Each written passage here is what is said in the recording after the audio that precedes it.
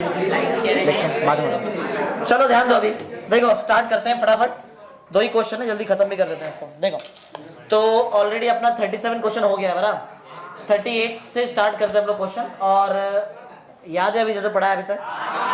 तो इसमें first question पढ़ो जरा, देखो क्या लिखा है, पढ़ो फर्स्ट क्वेश्चन क्या लिखा है। पीरियोडिक ट्रेंड्स इन मेटालिक कैरेक्टर ना, बराबर। मेटालिक कैरेक्टर्स में अपन पीरियोडिक ट्रेंड्स देखते हैं। मेटल का मतलब सबको मालूम है, मेटल मतलब ऐसे आइटम्स जो इलेक्ट्रॉन लूज करते क्या गेन करते हैं? लूज किया तो मेटल, गेन किया तो, ये तुमको मालूम है। फटाफट एकदम, ज्यादा कोई बहुत बड़ा लेक्चर नहीं है, 20 मिनट हार्डली लगेगा। देखो ध्यान दो, दो केस देता है मेरे को, बताओ दोनों में से आयनाइजेशन एंथैल्पी ज्यादा किधर है और कम किधर है? ध्यान से देखो, इलेक्ट्रॉन इधर है बराबर, और इधर एक बड़ा न्यूक्लियस है, ये इधर इसका इलेक्ट्रॉन है। बोलो दोनों वाले केस में ज्यादा आयनाइजेशन एंथैल्पी किधर रहेगा? ज्यादा आयनाइजेशन एंथैल्पी। इधर इलेक्ट्रॉन दूर है, न्यूक्लियर अट्रैक्शन वहां तक नहीं जा रहा है, थोड़ा भी एनर्जी दिया ना आराम से इलेक्ट्रॉन बाहर निकल जाएगा। इधर आयनाइजेशन एंथैल्पी कम है, कम एनर्जी में निकल रहा है ना बाहर। यहाँ ये वाला केस में देखो, इधर न्यूक्लियर अट्रैक्शन आराम से उधर तक पहुंच रहा है, तो बहुत ज्यादा एनर्जी देना पड़ेगा तुमको इसको, तो इलेक्ट्रॉन निकाल। तो ये केस में आयनाइजेशन एंथैल्पी, अपना मेटल का केस में आयनाइजेशन एंथैल्पी कम रहना चाहिए कि ज्यादा रहना चाहिए? बताओ पहले। कम रहेगा तो इलेक्ट्रॉन इजी निकलेगा, तभी तो मेटल रहेगा। अरे इलेक्ट्रॉन निकला तो मेटल, बराबर है ना? तो बताओ मेटल के लिए आयनाइजेशन एंथैल्पी ज्यादा चाहिए कि कम चाहिए? मतलब मैं डायरेक्ट मेटालिक कैरेक्टर को आयनाइजेशन एंथैल्पी से रिलेट कर रहा है, बराबर, मेटल को। क्लियर? अब सिखाऊं? तुमको समझा क्या लॉजिक है? आयनाइजेशन एंथैल्पी कम है तो ये अच्छा मेटल है, इसके पास ज्यादा मेटालिक कैरेक्टर है, और इसके पास मेटालिक कैरेक्टर कम है, तो नॉन मेटालिक कैरेक्टर ज्यादा है। उल्टा रहता है, इधर अगर मैं तुमको नॉन मेटालिक कैरेक्टर पूछूं तो कम रहेगा, उल्टा रहता है मेटालिक कैरेक्टर कम। इधर अगर मैं तुमको नॉन मेटालिक कैरेक्टर पूछूं तो ज्यादा रहेगा। अब एक्चुअल में केस बनाते हैं और उससे समझो जरा पॉइंट क्या। देखो ध्यान से एकदम, 4 केस बनाएगा, चारों केस में को आंसर देने का फटाफट। देखो तो सबसे पहला केस है, अपन पीरियड में जा रहे हैं, पीरियड में जा रहे हैं left to right, left to right जा रहे हैं पीरियड में, बराबर। अगर अपन पीरियड में लेफ्ट टू राइट जाएंगे तो बताओ मेरे को, एटम का साइज छोटा होता है क्या बड़ा होता है? एटम का साइज छोटा छोटा होता जाएगा ना, बराबर, एटम का साइज छोटा हो जाएगा, ठीक है। तो इलेक्ट्रॉन निकालना इजी है क्या डिफिकल्ट है? तो आयनाइजेशन एंथैल्पी ज्यादा है, बराबर है? बोलो मेटालिक कैरेक्टर बोलो, कम रहेगा, इलेक्ट्रॉन निकल रहा नहीं तो मेटल नहीं है वो, अच्छा, तो मेटालिक कैरेक्टर। समझा पहला केस। दूसरा केस लेते हैं, ग्रुप में जाते हैं टॉप टू बॉटम, बराबर, ऐसे जा रहे हैं अपन। तो एटम का साइज बढ़ता है कम होता है? बढ़ेगा, एटम का साइज बढ़ जाएगा, बराबर, समझ में आ रहा है? सब बड़ा बड़ा एटम मिलेगा अपने को। आयनाइजेशन एंथैल्पी क्या हो रहा है? क्योंकि कम एनर्जी में भी इलेक्ट्रॉन निकल जाएगा। मेटालिक कैरेक्टर बोलो ज्यादा रहेगा, समझ में आ रहा है क्या? समझा? ऐसे ही अपन नॉन मेटालिक कैरेक्टर देखते हैं। ये तुमको समझा? मेटालिक कैरेक्टर दो केस है, मेटालिक कैरेक्टर में दो केस है। मैं मेटालिक कैरेक्टर समझने के लिए किसका यूज कर रहा हूं? आयनाइजेशन एंथैल्पी, बराबर है। ऐसे ही अपने पास एक नॉन मेटालिक कैरेक्टर भी रहता है, बराबर। अब नॉन मेटल मतलब क्या बताओ? नॉन मेटल का मतलब क्या? करेक्ट, जो इलेक्ट्रॉन को एक्सेप्ट करता है उसको बोलते हैं ना नॉन मेटल अपन। तो एक्सेप्ट करने वाले एबिलिटी को क्या बोलेंगे? इलेक्ट्रोगेन एंथैल्पी, या फिर दूसरा इलेक्ट्रोनेगेटिविटी, वो भी यूज कर सकते हैं, बराबर। इलेक्ट्रॉन गेन एंथैल्पी से रिलेट करते हैं, पहले भी किया अपन ने, बराबर।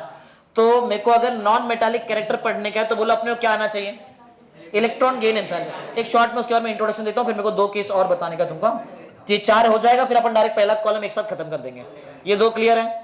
अपन नॉन मेटालिक कैरेक्टर के लिए पहले अपन इलेक्ट्रॉन गेन एंथैल्पी सीखते हैं। देखो बड़ा एटम है, ऐसा छोटा छोटा एटम होते जा रहा है, बराबर, लास्ट में एकदम छोटा एटम मिलेगा अपने को। तो इलेक्ट्रॉन गेन एंथैल्पी तुमको याद है? इलेक्ट्रॉन गेन करने का एबिलिटी क्या? इसका न्यूक्लियर चार्ज बाहर जाएगा, दूर तक जाएगा, तो बाहर जो भी इलेक्ट्रॉन को खींचे, शेयर्ड पेयर ऑफ इलेक्ट्रॉन खींचेगा, ये बहुत अच्छे से खींचेगा, और ये थोड़ा टाइम लगाएगा। और तुमको ये भी याद रहेगा, electron gain enthalpy increases decreases नहीं रहता, लेस नेगेटिव मोर नेगेटिव। बताओ इधर लेस नेगेटिव का मोर नेगेटिव। हाँ, न्यूक्लियर चार्ज दूर जा रहा है, इलेक्ट्रॉन इजीली खींच ले रहे अपन, इलेक्ट्रॉन आया तो नेगेटिव कैरेक्टर आ गया, तो यहाँ पे इलेक्ट्रॉन गेन एंथैल्पी बोलो कैसा रहेगा? More negative. क्लियर है? और स्टार्टिंग में इलेक्ट्रॉन गेन एंथैल्पी, तो इधर से एक और पॉइंट मालूम है क्या? अगर मैं पीरियड में लेफ्ट टू राइट, ये पीरियड का ही लॉजिक है, अगर मैं पीरियड में लेफ्ट टू राइट जाऊं तो इलेक्ट्रॉन गेन एंथैल्पी क्या होता है, मोर नेगेटिव। मतलब क्या ये इजीली इलेक्ट्रॉन गेन कर रहा है? अगर इजीली इलेक्ट्रॉन गेन कर रहा है तो बेस्ट नॉन मेटल है। अरे इलेक्ट्रॉन गेन किया ना अच्छे से, तो ये अच्छा नॉन मेटल रहेगा। ये इजीली गेन नहीं करेगा, ये उतना अच्छा नॉन मेटल नहीं है। समझ में आ रहा है? लेफ्ट टू राइट जाएंगे, नॉन मेटालिक कैरेक्टर क्या होता है, इंक्रीज होता है। समझ में आ रहा है? एक लास्ट केस, फोर्थ केस, अपन टॉप टू बॉटम जा रहे ग्रुप में, टॉप टू बॉटम जाते हैं। एटम का साइज क्या होगा? एटम का साइज बढ़ते बढ़ते जाएगा, बरा ऐसा एटम का साइज बढ़ जाएगा। क्योंकि एटम का साइज बढ़ रहा है ये केस में, तो मेरे को बताओ यहाँ पे इलेक्ट्रॉन गेन करना इजी क्या डिफिकल्ट है? लास्ट में डिफिकल्ट है, इलेक्ट्रॉन गेन करना यहाँ पे डिफिकल्ट है। तो लेस नेगेटिव क्या मोर नेगेटिव? नेगेटिव रहेगा, लेकिन ये केस में लेस नेगेटिव है। अगर लेस नेगेटिव है इसका मतलब है नॉन मेटालिक कैरेक्टर डिक्रीज हो रहा है। समझा? नॉन मेटालिक कैरेक्टर बोलो क्या हो रहा है? समझा तुमको पॉइंट क्या है? क्लियर समझ में आ रहा है? ये चारों समझा है क्या? फटाफट आंसर देंगे, पूछू तो फटाफट देंगे आंसर। मेरे को बताओ left to right metallic character क्या होता है? मेटालिक कैरेक्टर सोच के बोलो, डिक्रीज होता है। बराबर है, बराबर। अगर अपन टॉप टू बॉटम जाएंगे ग्रुप में, मेटालिक कैरेक्टर इंक्रीज, क्योंकि इलेक्ट्रॉन बहुत इजी निकल जाएगा।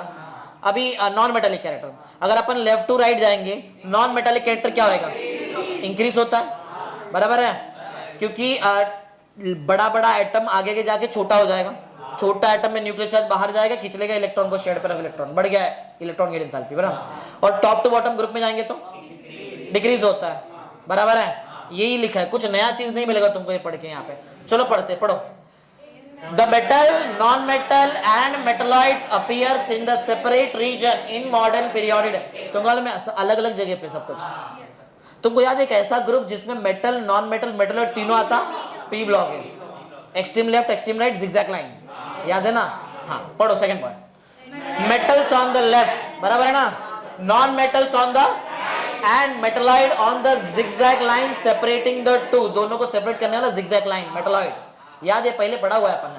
Third point, metals are characterised by their good electrical conductivity and ability to form compound by loss of electron. Electron loss होता है ना, सबको मालूम है ना? क्लियर? तो मैं मेटल को कैरेक्टराइज कर रहा है on the basis of good electrical conductivity और क्या, एबिलिटी टू लूज इलेक्ट्रॉन।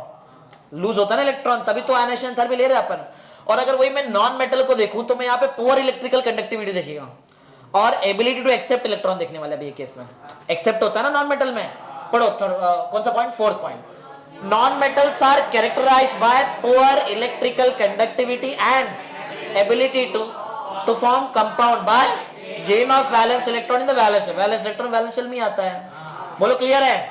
ठीक है, आगे बढ़ते हैं। अभी यहाँ पे आयनाइजेशन एंथैल्पी ग्रुप के इसमें देख रहे हैं। तुमको मालूम है ग्रुप में क्या होता है? आयनाइजेशन एंथैल्पी कम होता है, कम होता है ना लास्ट में, कम एनर्जी में निकल जाता है, बड़ा आइटम आएगा नीचे।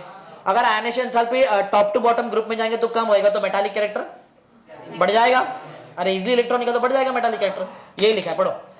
The ionization enthalpy decreases down the group, the tendency to lose electron increases. क्या अगर आयनाइजेशन एंथैल्पी कम कम हो रहा है, मतलब लास्ट में कम एनर्जी में इलेक्ट्रॉन निकल रहा है, मतलब इलेक्ट्रॉन इजीली निकल रहा है, तो टेंडेंसी बढ़ गया ना इलेक्ट्रॉन निकलने का। हाँ, आगे बढ़ो। दस metallic character increases down the group. वो डाउन द ग्रुप पे था, बोलो क्लियर है? ग्रुप है तो डाउन द ग्रुप पे देखेंगे अपन। क्लियर है? ऐसे लेफ्ट टू राइट तुमको याद है, लेफ्ट टू राइट जाएंगे तो आयनाइजेशन एंथैल्पी क्या होता है? इंक्रीज होता है क्या डिक्रीज होता है? इंक्रीज। इंक्रीज ना, ज्यादा एनर्जी लगाना पड़ेगा लास्ट में अपने को, और जब ज्यादा एनर्जी लगाना पड़ा तो मेटालिक कैरेक्टर कम रहेगा, वहां पे इलेक्ट्रॉन निकलेगा ही नहीं इजीली। पढ़ो 6 point. The ionization enthalpy increases along a period from left to right consecutively, metallic character decrease. बताया था ना, मेटालिक कैरेक्टर डिक्रीज होता है along a period from left to right. बराबर है? अब आते हैं अपन नॉन मेटालिक कैरेक्टर। तुमको याद है मैं नॉन मेटालिक कैरेक्टर को इलेक्ट्रॉन गेन एंथैल्पी से रिलेट कर रहा था, बराबर? और जितना ज्यादा इलेक्ट्रॉन गेन एंथैल्पी नेगेटिव था उतना ज्यादा मेटालिक कैरेक्टर, जितना कम इलेक्ट्रॉन गेन एंथैल्पी का नेगेटिविटी है उतना कम नॉन मेटालिक कैरेक्टर, मतलब डायरेक्टली प्रोपोर्शन चल रहा है इधर। तो क्लियर है? पढ़ते हैं, पढ़ो 7th point. Electron gain enthalpy becomes more negative कभी कभी across a period from left to right, hence non metallic character increases from left to right. Logical समझो, रट्टा मत मारो उसको। क्लियर है? बोलो। ऐसे अपन दूसरा पढ़ते हैं, टॉप टू बॉटम ये electron gain enthalpy less negative होता है, तो लेस नॉन मेटालिक कैरेक्टर आएगा। बराबर है, पढ़ो last point. Electron gain enthalpy becomes less negative from top to bottom in a group, hence non metallic character decreases from top to bottom in a group. बराबर है। चलो नया question पढ़ो, क्या लिखा देखो। Periodic trends in chemical reactivity देखते हैं। देखो एक बात समझो, पीरियोडिक टेबल में जो एक्सट्रीम लेफ्ट में है और एक्सट्रीम राइट में है वो सब ज्यादा रिएक्टिव है। एक्सट्रीम लेफ्ट में कौन है, मेटल है कि नॉन मेटल है? मेटल है, alkali metal, alkaline earth metals. बराबर है क्या? और एक्सट्रीम राइट में नॉन मेटल्स मिलता है। बराबर है क्या? दोनों ज्यादा रिएक्टिव है, एक्सेप्ट राइट वाले का। मालूम है क्या? राइट वाले का ग्रुप 18 को छोड़ के। ग्रुप 18 तो नोबल या सबसे स्टेबल रिएक्टिविटी दिखाता ही नहीं है वो। समझ में आ रहा है? वो न्यूट्रल नहीं दिखाएगा वो रिएक्टिविटी। तो अपने को पहले से मालूम है एक्सट्रीम लेफ्ट में मेटल है, ज्यादा रिएक्टिव है। एक्सट्रीम राइट में नॉन मेटल, वो भी ज्यादा रिएक्टिव, एक्सेप्ट ग्रुप 18 मतलब नोबल गैस या फिर इनर्ट गैस, उसको छोड़ के। समझ में आ रहा है? दोनों का रिएक्टिविटी ज्यादा है। क्लियर है? पढ़ते पढ़ो, पॉइंट फर्स्ट पढ़ो। The most reactive element lie on the extreme left and extreme right, excluding noble gas of the periodic table. Correct है जो मैं बताया? बराबर है। अभी जाते हैं अपन सिर्फ एक्सट्रीम लेफ्ट में जाते हैं। एक्सट्रीम लेफ्ट में alkali metal, alkaline earth metal मिलेगा, एस ब्लॉक का जितना भी है। ठीक है, जो भी अल्कली मेटल्स है, देखो इधर लिखा है अल्कली मेटल, ये अगर मैं इसको ऑक्सीजन से रिएक्ट करूं ना, बहुत विगरसली रिएक्ट करता है। बराबर, बहुत विगरसली, एकदम फास्ट रिएक्ट करेगा। विगरसली रिएक्ट करेगा क्योंकि वो ऑक्सीजन से रिएक्ट करे तो ऑक्साइड्स बनाएगा ना, सल्फर से तो सल्फाइड बनाएगा, क्लोरीन से क्लोराइड्स बनाएगा। समझा? अल्कली मेटल्स ग्रुप 1 का एलिमेंट जो भी एक्सट्रीम लेफ्ट में, वो किससे रिएक्ट कर रहा है? कैसा रिएक्ट करता है? विगरसली। और क्या बनाएगा? ऑक्साइड्स। एग्जांपल समझो, सोडियम रिएक्ट कर दिया, ऑक्सीजन तो बन जाएगा Na2O, ऑक्साइड सोडियम का। बराबर है क्या? सोडियम ग्रुप 1 में आता। बराबर है। और ये जो ऑक्साइड एक बार बन गया, अगर इसको मैंने वाटर से रिएक्ट कर दिया तो बन जाएगा स्ट्रॉन्ग बेस NaOH। पूरा समझा क्या क्या हुआ? एक बार फिर से देखो, थोड़ा ध्यान सुनो। अपन एक्सट्रीम लेफ्ट में मेटल है अपने पास, रिएक्टिव बहुत ज्यादा है। हाँ, अब कहानी स्टार्ट हो रही है। देखो क्या हो रहा है। हो रहा है यहाँ पे ये कि अपन एक्सट्रीम लेफ्ट के अल्कली मेटल को अगर मैंने ऑक्सीजन से रिएक्ट किया तो पहली बात तो बहुत विगरसली रिएक्ट करता है वो। बराबर। दूसरा, वो बनाएगा ऑक्साइड्स, जैसे कि Na2O एग्जाम्पल।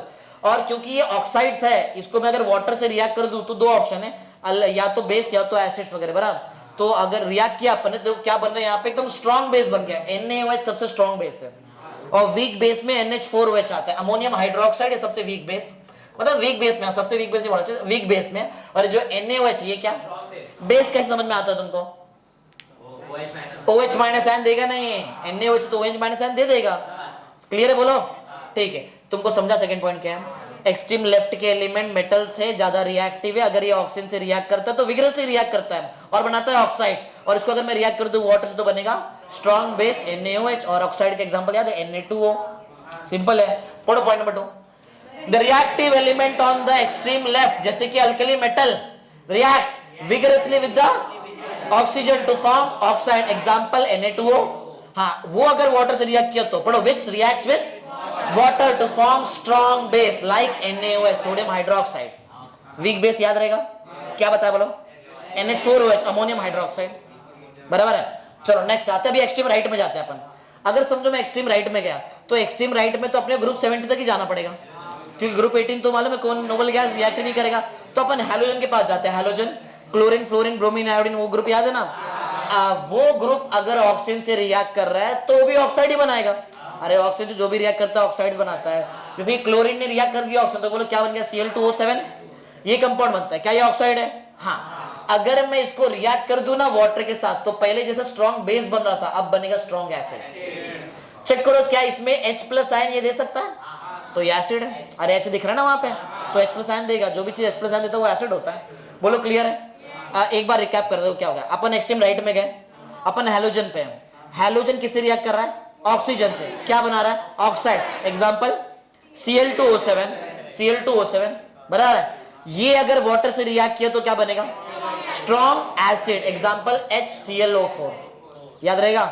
अब पढ़ो। The reactive element on the right, that is halogen, reacts with oxygen to form oxides like Cl2O7, which on reaction with the water to strong base, ये मतलब ये रिएक्ट करता है तो क्या देगा? वो स्ट्रॉन्ग एसिड देगा, जैसे कि HClO4। बराबर है? समझा तुमको एक्सट्रीम लेफ्ट का लॉजिक, एक्सट्रीम राइट का लॉजिक। अब बीच में आते हैं अपन। बीच में डी ब्लॉक एलिमेंट रहता है, ट्रांजिशन एलिमेंट्स। उसके नीचे inner transition F block element.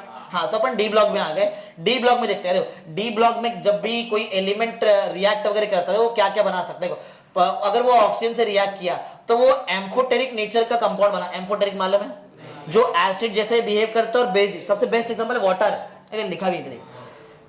Water क्या H+ आयन दे सकता है? एसिड है। क्या वाटर OH- आयन दे सकता है? मतलब ये कंपाउंड एसिड भी है बेस भी है, एक्चुअल में न्यूट्रल है। इसको बोलते हैं एम्फोटेरिक कंपाउंड। समझा एम्फोटेरिक क्या होता है? Which can act as acid as well as base, उसको बोलते हैं एम्फोटेरिक। बराबर। तो डी ब्लॉक मतलब जो भी सेंटर, पढ़ो जरा स्टार्टिंग वाला पढ़ो, बताता हूं फिर आगे क्या है। पढ़ो the oxides of element in the centre of main. Centre of main मतलब डी ब्लॉक की बात कर रहे हैं हम लोग, घुमा फिरा के बोला है। हाँ elements are either amphoteric. Example Al2O3 पढ़ा रहेगा बॉक्साइट, वो याद है एल्यूमिनियम के एक्सट्रैक्शन में टंजे पढ़ा तुमने ये Al2O3 बराबर। हाँ ये एम्फोटेरिक नेचर का है। सिर्फ एम्फोटेरिक नेचर कंपाउंड नहीं बनाते ये लोग, न्यूट्रल कंपाउंड बनाते हैं, जैसे कि CO कार्बन डाइऑक्साइड और NO sorry CO carbon monoxide और NO नाइट्रिक ऑक्साइड। बराबर है? समझा मैं क्या क्या बोल रहा है? जो डी ब्लॉक के एलिमेंट से जो मतलब सेंटर में आते हैं, ये ऑक्सीजन के साथ रिएक्ट किया तो एम्फोटेरिक कंपाउंड बनाता है, जैसे कि Al2O3। ये न्यूट्रल कंपाउंड बनाता है, जैसे कि CO और NO। ये वीकली एसिडिक कंपाउंड बनाता है, जैसे कि कार्बन डाइऑक्साइड। एग्जांपल याद रहेगा, तीन एग्जांपल दिया मैंने। सबसे पहले जो मेन जो सेंटर में जो एलिमेंट है, ये ऑक्सीजन से रिएक्ट किया ऑक्साइड तो बनाएगा। कैसा कैसा ऑक्साइड? एक तो एम्फोटेरिक, एग्जांपल Al2O3, एक तो न्यूट्रल, एग्जांपल CO और NO, और weakly acidic carbon dioxide CO2। इतना ही है, समझा? एक लास्ट देखते हैं अपन, ट्रांजिशन और इनर ट्रांजिशन एलिमेंट। याद है ना, इनका सबका रिएक्टिविटी सेम रहता है, मतलब इनका ग्रुप में पर्टिकुलर बराबर सेम रहेगा, तुमको रिएक्टिविटी सेम मिलेगा। पढ़ो transition metals and inner transition elements belonging to the individual series have similar chemical. जैसे कि लैंथेनाइट सीरीज रहेगा तो सबका केमिकल प्रॉपर्टी ऑलमोस्ट सेम मिलेगा। एक्टिनाइट सीरीज तो सबका ऑलमोस्ट केमिकल प्रॉपर्टी। समझा? बोलो क्या क्या पढ़ा है? सिंपल समझा? बोलो क्लियर? ठीक है।